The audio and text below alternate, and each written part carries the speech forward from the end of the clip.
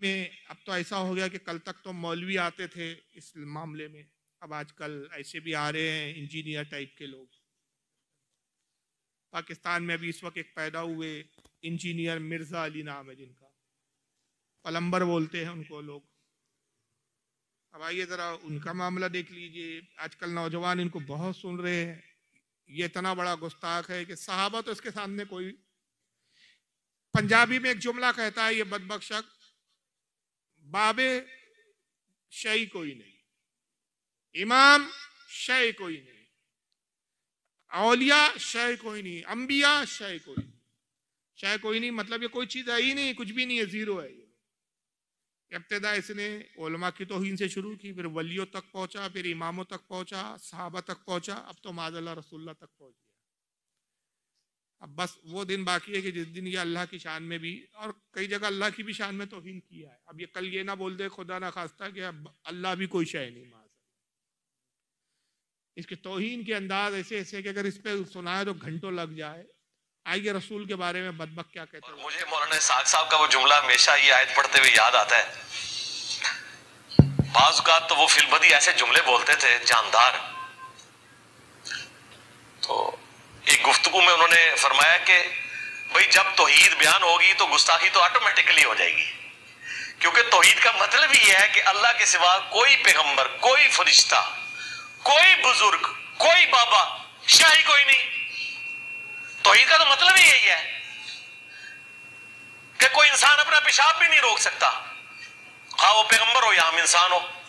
انسان اپنا پیشاب بھی نہیں روک سکتا، خواہ وہ پیغمبر ہو یا ہم انسان ہو۔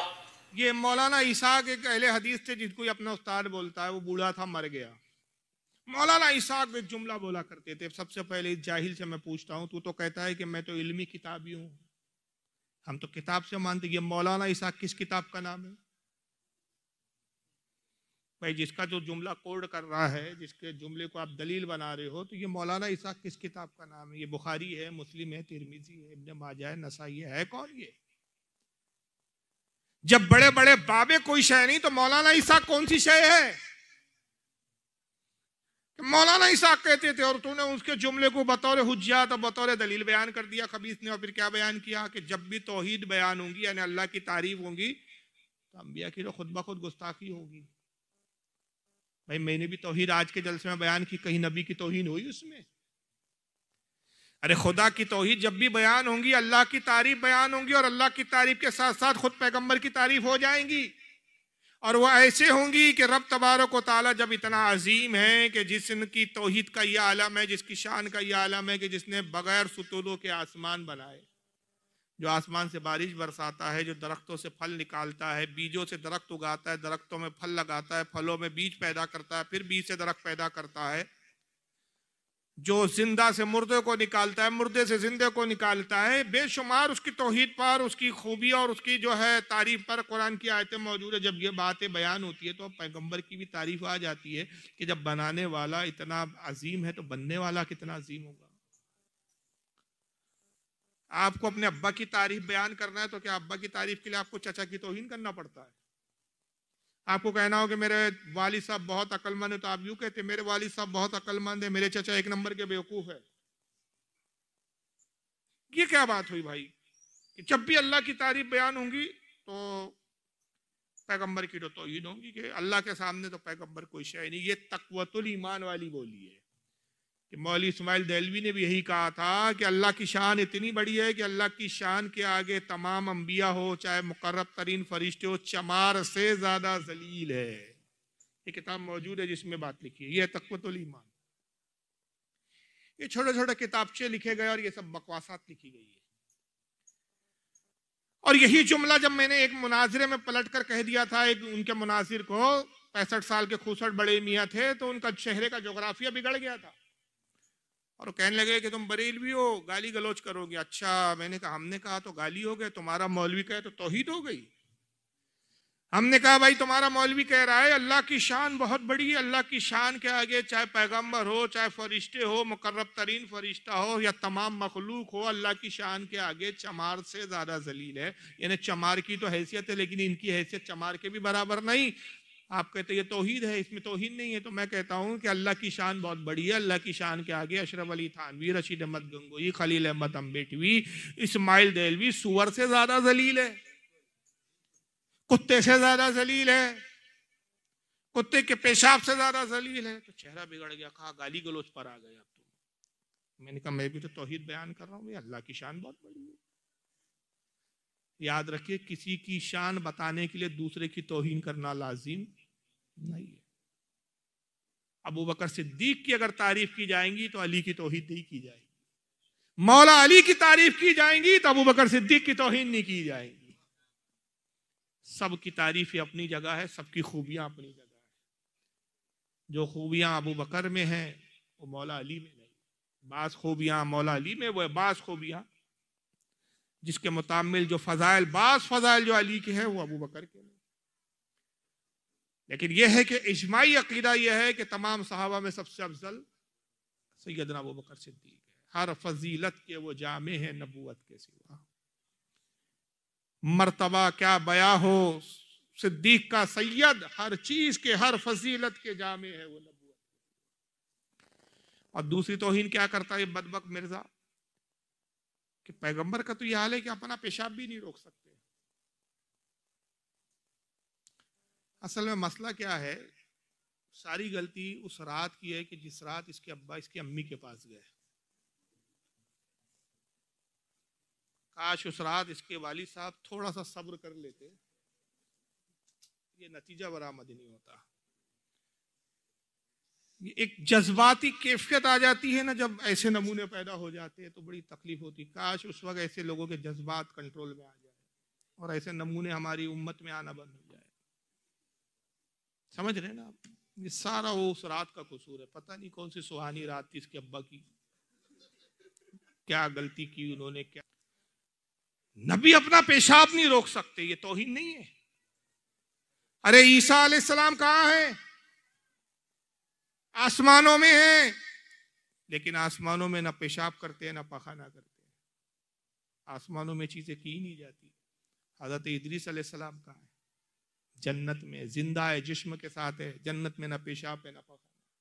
اور خود ہمارے نبی معراج پر گئے، آسمانوں کی بھی سیر کی، جنت کی بھی سیر کی، دوزخ کو بھی دیکھا، انبیاء سے بھی ملاقات کی، فرشتوں سے بھی ملاقات کی، نبیوں سے ملاقات، گفتگو ہوئی، اللہ سے بھی گفتگو ہوئی، اللہ سے بھی ملاقات ہوئی. یہ اتنی طویل معراج ہے، اتنی طویل معراج کہ امام غزالی رحمۃ اللہ علیہ فرماتے کہ اس معراج کے پورے واقعے کو اگر ہم دنوں پر، سالوں پر تقسیم کریں تو تقریباً 7 لاکھ سال کا عرصہ گزر گیا.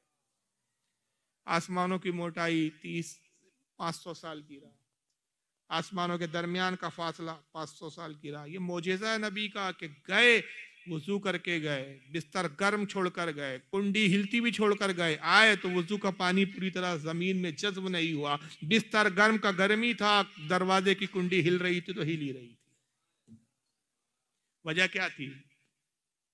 بھئی آپ کوئی یہاں پر اختلاف کرے گا، آپ سے اعتراض کرے گا، بات نکل گئی. حالانکہ موضوع معراج النبی نہیں ہے، بات آ گئی تو ایک عشق کی بات ہے، رسول کی عظمت کی بات ہے، تو عرض کرتا چلوں. کوئی کل اعتراض کرے گا کہ یہ کیسی باتیں کرتے ہو یار تم لوگ. ایک طرف کہتے ہو آسمانوں کی موٹائی 500 سال کی راہ، جنت اتنی بڑی کہ اس کے دروازے 8 دروازے، ہر دروازوں کے بیچ میں جو فاصلہ ہے، ایک گھوڑ سوار تیز رفتار سے گئے تو 5000 سال لگ جائے دوسری اس چوکٹ سے اس چوکٹ کو پہنچنے کے لیے. پھر کہتے پوری جنت بھی دیکھ لی، دوزخ بھی دیکھ لی، سب ملاقات ہو گئی، یہ ہو گئی. گئے تو کنڈی ہل رہی تھی، آئے تو کنڈی ہل رہی تھی، پانی وضو کا جذبہ نہیں ہوا تھا، جو کا تو تھا. یہ کیسے ہو سکتا ہے اتنے کم وقت میں؟ پھر یہ ساری کائنات کی سیر کیسے ہو سکتی ہے؟ تو اس کا بڑا مختصر سا جواب ہے، بس ایک مثال میں آپ کو بتاتا چلوں. آپ کے گھر میں گھڑی ہوتی ہے ٹائم بتانے والی، وال گھڑی دیوار کے اوپر، اس کا سیل ختم ہو گیا، اس کی بیٹری ختم ہو گئی، گھڑی رک گئی. مان لیجئے 6:35 پہ گھڑی بند ہو گئی، 6:35 پہ گھڑی بند ہو گئی، سیل ڈاؤن ہو گیا. اب آپ نے سیل نہیں بدلا، 1 سال تک گھڑی میں سیل ہی نہیں ڈالا. بتائیے گھڑی کا کانٹا کہاں رکا ہوا رہے گا؟ 6:35 پہ رکا ہوا ہے. 1 سال کے بعد اچانک آپ کو خیال آیا یار گھڑی فالتو رکھی ہوئی ہے، چلو اس کو چالو کرتے. اپنے بیٹے سے کہا، آپ نے جاؤ بیٹا ذرا ایک بیٹری لے کر آؤ، سیل لے کر آؤ.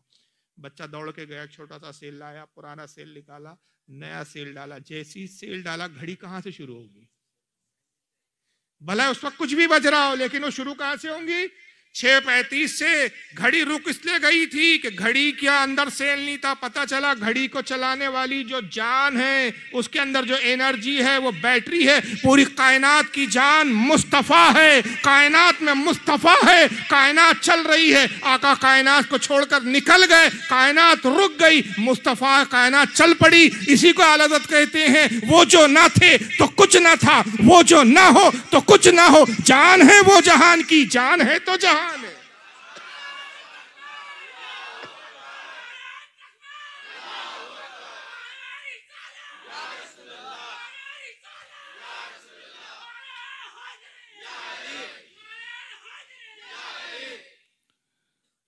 इतनी लंबी मेराज हो गई, मगर एक माई का लाल कोई रिवायत दिखाए कि आका ने कहा कि मैंने जन्नत तो देखी, लेकिन फिर जोर से पेशाब आया तो मैंने फुला जगह पेशाब किया।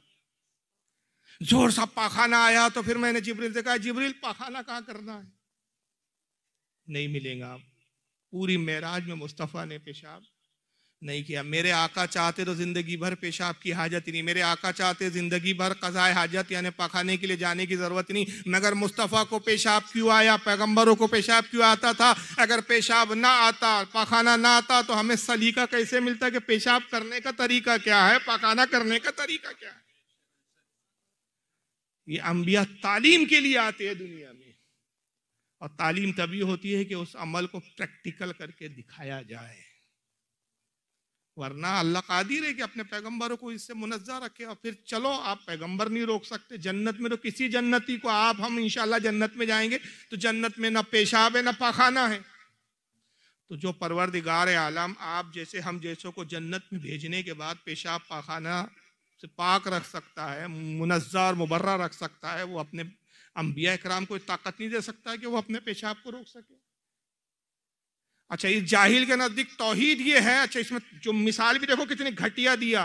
बोलते ना प्लम्बर आदमी है, ये इंजीनियर भी नहीं है, इंजीनियरिंग के भी लायक नहीं है जाहिल।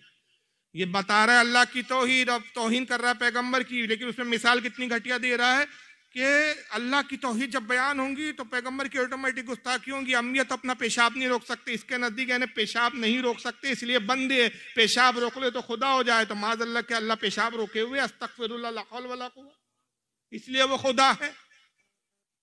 क्या घटिया मिसालें हैं, क्या इसकी घटिया ज़हनियत है। और ऐसे जाहिलों की लोग इत्तेदा पैरवी कर